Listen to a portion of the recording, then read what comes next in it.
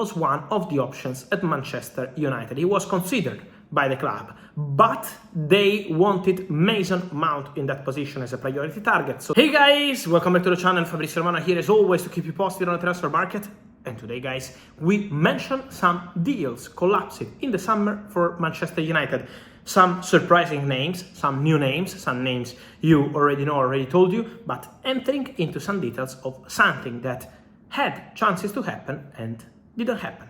Let's jump into it together.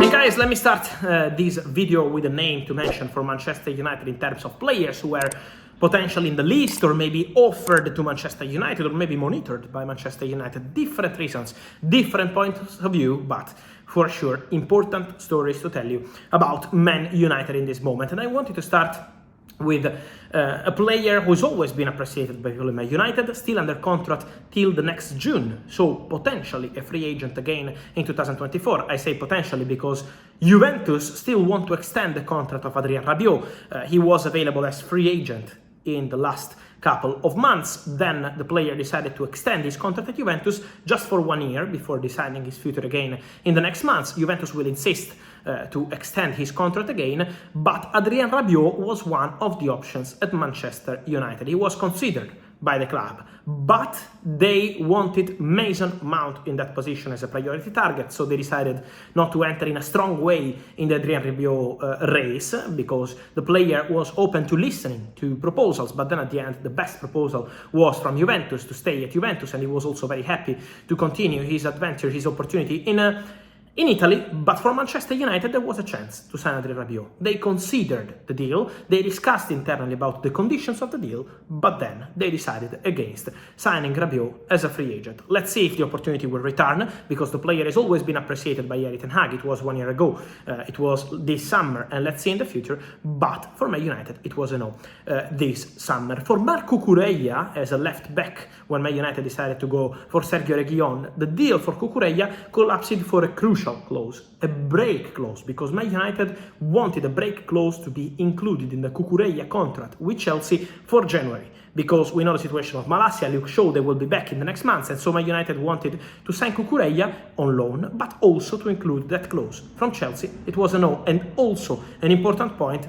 Man United were not so happy with Cucurella, had a chance to play in Carabao Cup during August with Chelsea in the final days of the transfer window, because they wanted to use Cucurella in Carabao Cup, and they didn't have the possibility because of that choice made by Mauricio Pochettino. So that were two crucial reasons to see the Marco Cucurella deal collapse, and Man United now very happy with Sergio Reguilón in that position. There is one more midfielder who was considered by Manchester United. You know guys, just to explain to you, it's from Man United, but for all the best clubs in the world, they have multiple targets in one position. Then they have their top target. For example, the defensive midfielder was Sofiane Amrabat for Man United, and they signed him. The creative midfielder was Mason Mount, and they signed him. But they always have some backup option in those positions. For example, for Amrabat, one of those backup options was Pierre Højbjerg of Tottenham, as I told you a couple of days ago. In the position of Mason Mount, we said about Rabiot, but that was more kind of opportunity than priority for Man United. Another name considered and scouted in that position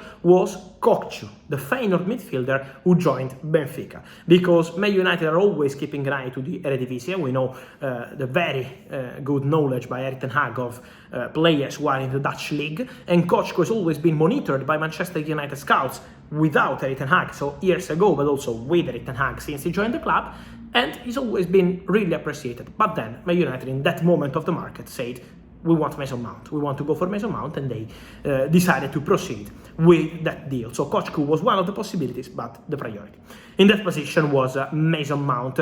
Also in the defense, the crucial step was to sell one player before bringing in one more player, and that's why Manchester United in that position were prepared to let Harry Maguire go to West Ham, but then the deal collapsed for a £30 million deal with West Ham collapsed, and when they returned for a loan deal in the final days of the window, it was not possible. We know about Pavard, Todibo, players appreciated by Manchester United in that position. Pavard was the priority option in case the Maguire deal was going to happen, but in June, Manchester United also had the possibility to sign Axel Disasi, Disasi, who is now a Chelsea player, was one of the players in the list at Manchester United. They've been scouting, tracking him for a long time. Disasi and Todibo, these two centre-backs from the French Ligue 1, but then Man United decided to wait for Maguire before bringing a new defender, and everything collapsed with Disasi. Man United were never making official bids, just some contacts to be informed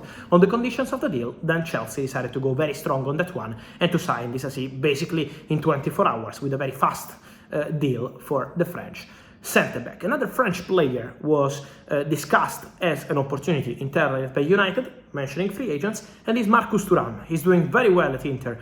He joined the club as free agent. Inter and Milan wanted a player on a free. Then Thuram decided to join Inter, but for Manchester United was an option last January as an opportunity. You know, when a player is out of contract in the summer, maybe you can have the opportunity to anticipate the deal in January, and Man United considered that, but then they decided to go, in that case, for Weghorst. This summer, the opportunity to sign Thuram was still there, but Man United thought that they needed a different kind of player, more kind of traditional number 9, and that's why they decided to go for Rasmus Højlund instead of a player like Marcus Thuram, who is probably perfect to play with two strikers, so next to Lautaro Martinez in Inter 3-5-2 system.